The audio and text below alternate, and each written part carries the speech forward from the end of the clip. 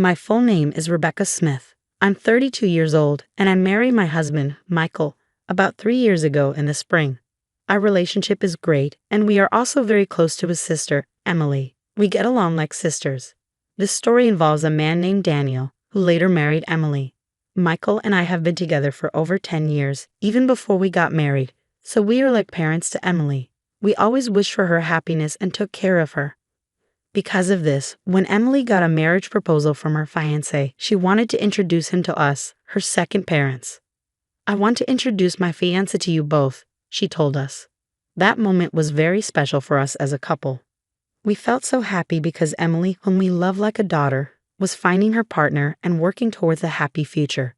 It was a joyful moment for both me and Michael, and our hearts were full of happiness. Finally, the day came. Emily brought Daniel, her chosen partner, to meet us. Daniel seemed to be around my age, maybe 32. He was 5 years older than Emily, which made me realize she likes older men. I watched him quietly and was impressed by his solid appearance and calm attitude. However, I noticed Daniel kept glancing at me. Did he want to say something to me? Was there something about me that bothered him? Or was it just a coincidence? These questions popped into my mind. I quickly checked my clothes and hairstyle for any issues, but found nothing wrong. Maybe realizing it was rude to stare, Daniel quickly looked away. In the end, we couldn't understand why he was watching me so closely, but Michael and I decided not to worry about it. We went on to introduce ourselves and started chatting with Emily and Daniel, who were sitting across the table from us. "Please take good care of my younger sister," was a classic phrase exchanged, and Michael responded with a smile, "Emily, I'm trusting you to him." Saying this, he'd entrusted Emily's future happiness to Daniel. This created a warm and friendly atmosphere at the gathering, easing the initial tension of our first meeting. At one point, Michael asked Daniel a question he was curious about. "Daniel, may I ask where you work?" I was very interested in his answer and listened carefully. Daniel answered proudly, puffing out his chest. "You might have heard of it. I work at TE Company, which is growing very rapidly right now." "TE Company? Is that the famous game development company?" "Yes, that's correct. I actually started working at TE Company last year, but I didn't leave my old job because I didn't like it. TE Company approached me directly because they valued my skills highly, so it's like a promotion for me. Don't worry, I didn't start as a regular employee." Hearing this surprising story, both Michael and I were amazed. I couldn't help but widen my eyes, and our gazes met. Seeing our shocked reactions, Daniel seemed satisfied that he had made an impression, and he spoke with even more pride. "That's why I want you to trust me completely with Emily. I'm climbing the career ladder quickly at TE Company, and I'm confident that I'm progressing faster than most. Even though I started at a regular level, my salary will increase rapidly, and I'll move up in the company quickly, so please don't worry." When I heard what Daniel said, I was so surprised that I couldn't speak. TE Company is super famous, and I know a lot about it. Michael probably knows about it too. But since he doesn't work there, he might not know all the details. I think both Emily and Michael know that TE Company is really well known in the industry, but it seemed like neither of them expected Emily's fiance, Daniel, to move up the ranks so quickly after joining. I didn't expect it either. Some parts of Daniel's story made me feel a bit uneasy, but I decided to believe him since he talked about being recruited by TE Company and climbing the career ladder really fast. As we talked about other things, I was curious to know how they met and got together. They said they met through a friend they both knew. Daniel was looking for someone special but didn't want to go to matchmaking events, so he met Emily through a friend he trusted. Emily wasn't actively looking for a boyfriend, but she decided to meet Daniel when her friend suggested it. I really like how Daniel always makes me smile. His clumsiness is kind of cute too, Emily shared. Hearing them talk about their feelings was like hearing something really sweet, even though we weren't eating anything sugary. Their closeness and love for each other were really clear. But there was something that bothered me. As they were leaving our house, Daniel and Emily were talking about bringing rice and gifts. While they were busy with that, Daniel came up to me a bit separately and asked suddenly, "Hey, do you maybe not remember me?" His question caught me off guard, and I couldn't help but tilt my head in confusion. "Do you really not remember me?" he asked again, sounding doubtful. His face was handsome, but I couldn't recall any close friend named Daniel. I tried hard to remember, but I couldn't. Seeing me struggling to remember, Daniel sighed a little, looking disappointed. Well then, let's exchange contact info. And please tell Michael later.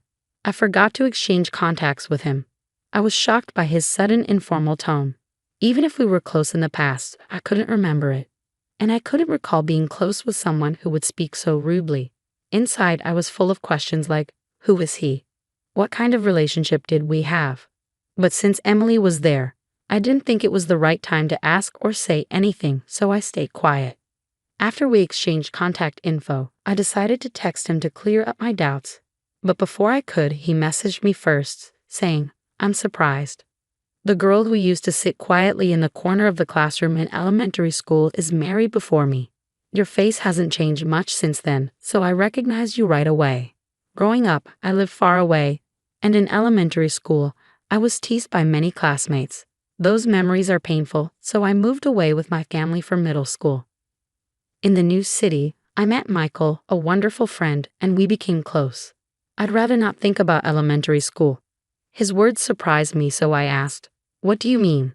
I didn't want anyone to misunderstand, so I explained that Michael was involved in our messages. We agreed that Michael would be included whenever Daniel and I needed to exchange info. I didn't share my background or reasons with Daniel. After explaining, Daniel smiled warmly and asked, do you remember being called PU girl in elementary school? The term PU girl had a specific meaning. It was used to tease me by my classmates because I was from a single-parent family. Even though we weren't really struggling financially, there was a time when other moms assumed we were just because my mom was a single parent. This rumor might have spread among the kids and led to the teasing.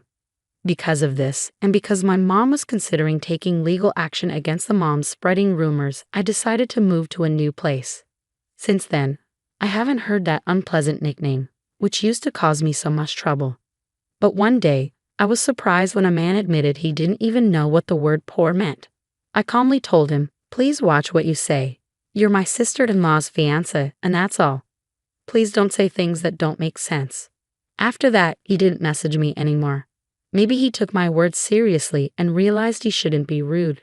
But watching all this, Michael seemed really uncomfortable with the way the man spoke, and his face changed quickly. What is that guy even thinking?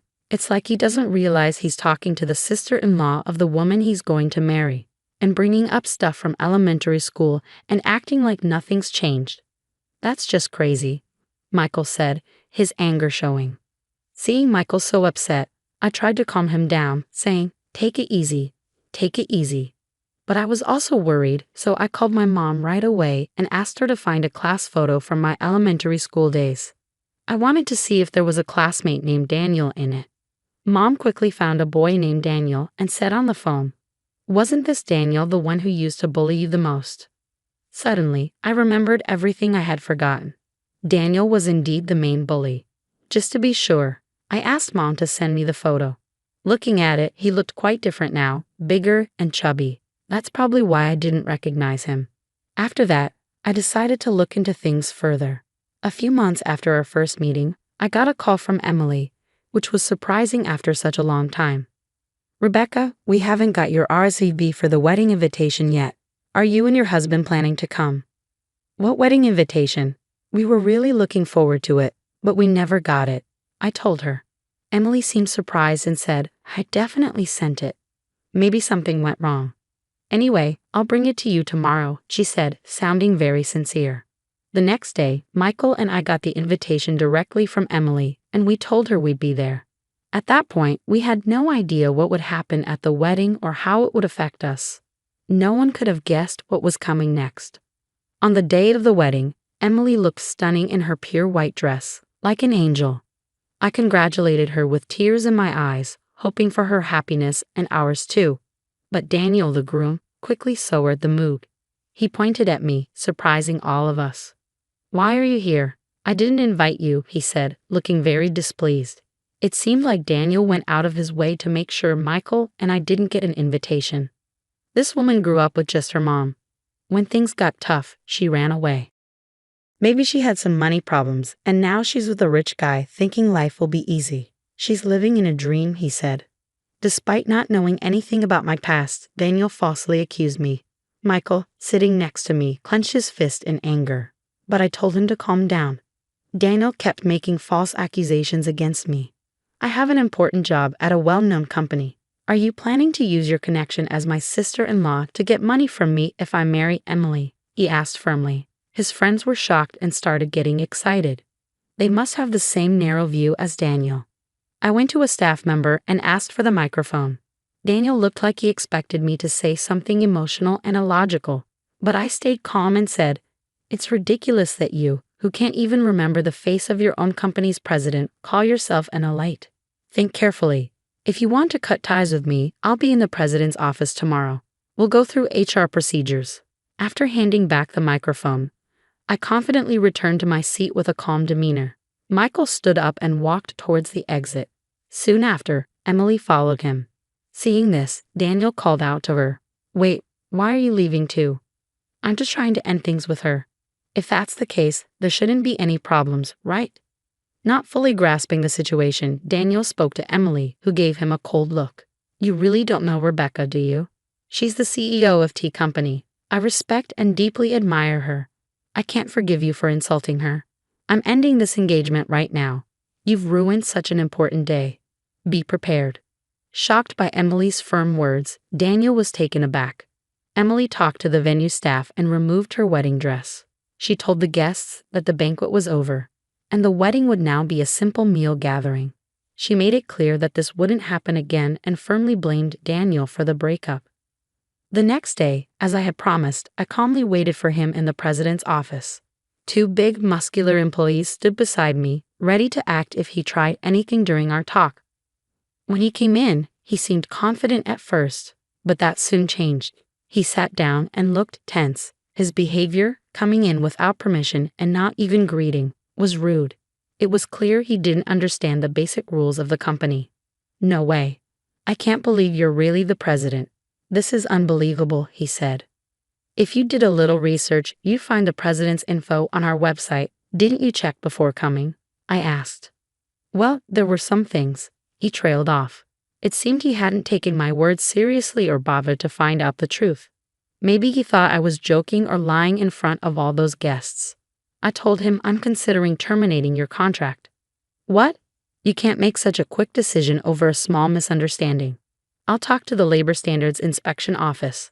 He tried to persuade me carefully, but I calmly put a copy of his resume in front of him. "You lied about your education here, didn't you? And you claim to have skills you don't actually have, like Excel and video editing. Is that true?" "Well, about that," he started. "Falsifying information and providing false reports are valid reasons for us to terminate an employment contract," I told him directly. He looked surprised at my statement. In fact, I had a strange feeling about him since our first meeting. Afterward, I checked everything thoroughly. Normally, our company doesn't use headhunting methods. Even if we do, I personally meet and interview recommended candidates. But I don't remember having a deep conversation with Daniel.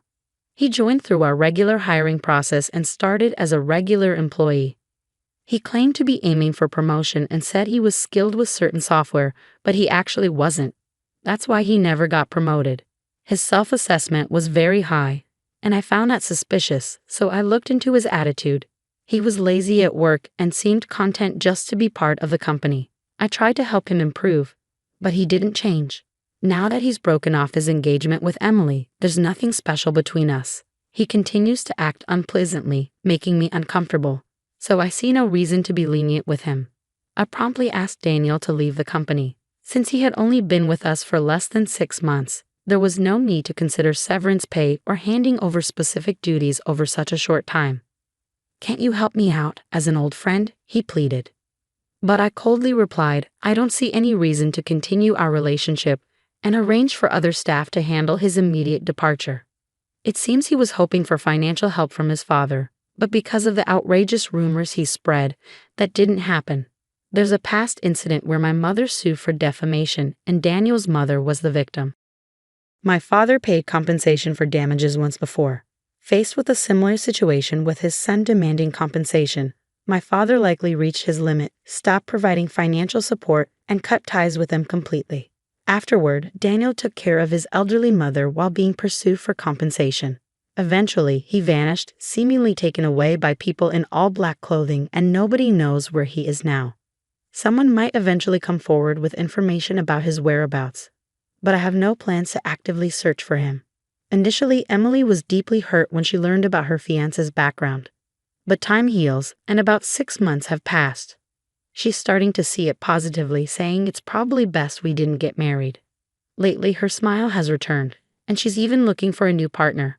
Seeing her happier again, Michael and I are truly relieved. They're even talking about having children now.